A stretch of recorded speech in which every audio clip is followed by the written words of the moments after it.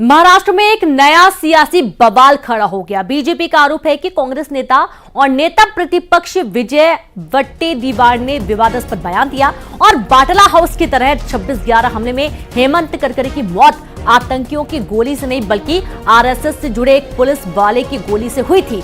इस पर बीजेपी के अमित मालवीय ने कांग्रेस को घेरने की कोशिश की और कांग्रेस पर एक समुदाय को खुश करने का आरोप लगाया। उन्होंने कहा कि जो तर्क पाकिस्तान अपने बचाव में इस्तेमाल करता है, उसका इस्तेमाल कांग्रेस एक समुदाय को खुश करने और वोट करने के लिए करती है।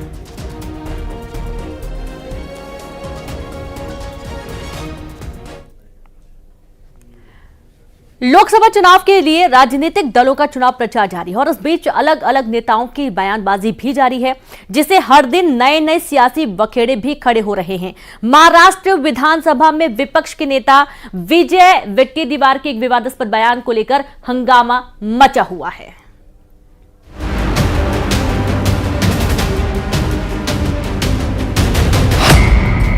चुनावी रण में जागा कसाब का जिन, शहादत पर सवाल, सियासी बवाल। हेमंत करकरे साहेबांचा ती गोळी कसाबच्या बंदुकीतली नव्हती। कांग्रेस नेता के बयान पर हंगामा। चुनावी मौसम में कांग्रेस नेता विजय वट्टेदीवार की विवादास्पद बयान ने एक नया सियासी बखेड़ा खड़ा कर दिया है। विजय ने अपने बयान से 2008 में हुए मुंबई के 26/11 आतंकी हमले की डरावनी याद को लोगों के जेहन में एक बार फिर से जिंदा कर दिया है। यही नहीं, आतंकी अजमल कसाब और शहीद हेमंत करकरे पर दिए उनके बयान ने एक नए विवाद को जन्म दे दिया है। लोकसभा चुनाव के दौरान कांग्रेस नेता के बयान से सियासी पारा हाई हो गया। उन्होंने आतंकी कसाब को फांसी दिलाने वाले वकील और मुंबई नॉर्थ सेंट्रल से बीजेपी उम्मीदवार उज्जवल निकम को देशद्रोही तक करार दे दिया है। हेमंत करकरे साहेबांचा ती गोळी कसाबच्या बंदुकीतली नव्हती, कुठल्या अतिरेक्यातली नव्हती, तर ती गोळी एका पोलीस अधिकाऱ्यांची होती, आरएसएस समर्पित। त्यावेळेस ते पुरावे लपवणारा देशद्रोही कोण असेल तर तो उज्जवल निकम आहे। आणि अशा देशद्रोहाला जर तिकीट भारतीय जनता पक्ष देत असेल तर मात्र हे देशद्रोह्यांना पाठीशी घालणारा पक्ष आहे का, हा प्रश्न येतो। कांग्रेस नेता विजय वट्टेदीवार ने सीधे सीधे अजमल कसाब का नाम लेकर मशहूर वकील और बीजेपी उम्मीदवार उज्जवल निकम पर निशाना तो साधा है, साथ ही इस आतंकी हमले में शहीद हुए हेमंत करकरे का अपमान भी किया है। विजय वट्टेदीवार के बयान पर बीजेपी कांग्रेस पर हमलावर है। बीजेपी विजय के बयान पर कांग्रेस से अब जवाब मांग रही है। साथ ही INDIA गठबंधन पर पाकिस्तान की बोली बोलने का आरोप भी लगाया है। कांग्रेस का विपक्ष का नेता कहता है कि कसाब ने करकरे जी को नहीं मारा, ये शहीदों का अपमान है, ये पाकिस्तान की भाषा कांग्रेस बोल रही है। महाराष्ट्र उन्हें किसी भी हाल में माफ नहीं करेगा और मैं तो ऐसा कहता हूं, पाकिस्तान की भाषा बोलने वालों को उनकी औकात दिखानी चाहिए। लेकिन लोकसभा चुनाव के बीच में अब 26/11 आतंकी हमले पर भी सियासी जंग तेज हो गई है।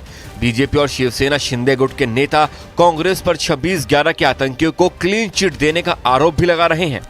जो कांग्रेस के नेता हैं मिस्टर विजय, उनके उस शर्मनाक बयान से बहुत साफ हो गया कि असलियत में कांग्रेस किन शक्तियों का सहारा लेना चाह रही है। 26/11 के दुखद और दर्दनाक हमला, जिसके लिए कांग्रेस सरकार ने स्वयं हाफिज सईद और पाकिस्तान को जिम्मेदार माना था, आज चंद कट्टरपंथी वोटों के लिए ये कौन सी जुगलबंदी कांग्रेस पार्टी कर रही है। अगर काम किया है तो हम डट के कहेंगे हमने काम किया है। जिन्होंने काम नहीं किया है, देश के साथ हमेशा गलत किया है, वो लोग ऐसे बयान करते रहेंगे। आप मुझे बताइए, कसाब जो था, जिसने हमारे संविधान के ऊपर, हमारे लोकशाही के ऊपर आक्रमण किया, उसे माफ करना चाहिए? उसके लिए, उसके खिलाफ हमें कार्रवाई नहीं करनी चाहिए? अरे जो लोग अफजल गुरु की कब्र पे फूल चढ़ाते हैं, उन लोगों से क्या हम अपेक्षा करेंगे? 26/11 के हमले में शहीद हुए हेमंत करकरे को मरणोपरांत भारत के सर्वोच्च वीरता पुरस्कार अशोक चक्र से सम्मानित किया गया था। उन्होंने आतंकियों से मुकाबला करते हुए सर्वोच्च बलिदान दिया था। जिस वक्त मुंबई पर पाकिस्तान से आए आतंकियों ने हमला किया था, तब 1982 बैच के आईपीएस अधिकारी हेमंत करकरे मुंबई एटीएस के चीफ थे और दक्षिण मुंबई के कामा अस्पताल के बाहर आतंकियों ने उनकी गाड़ी पर हमला किया था, जिसमें वो शहीद हो गए।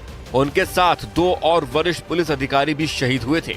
मामले के तूल पकड़ने के बाद कांग्रेस नेता विजय वडेट्टीवार ने अपने बयान पर सफाई भी दी। आपके मुंबई के उज्जवल निकम का वो तो मैंने नहीं कहा हूँ, वो तो एस एम मुशर्रफ जी ने जो लिखा है किताब में, उसी का हमने दाखला दिया है कि जब सब कुछ था, हेमंत करकरे के बारे में जो गोली चली थी, वो गोली के बारे में जो अतिरेकी की गोली नहीं थी तो फिर किसकी गोली थी, उस बारे में जो लिखा था उसी का संदर्भ हमने दिया था।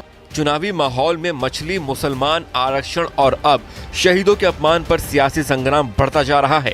इस तरह की बयानबाजी करना और फिर सफाई देना कांग्रेस और उनके नेताओं को भारी पड़ सकता है।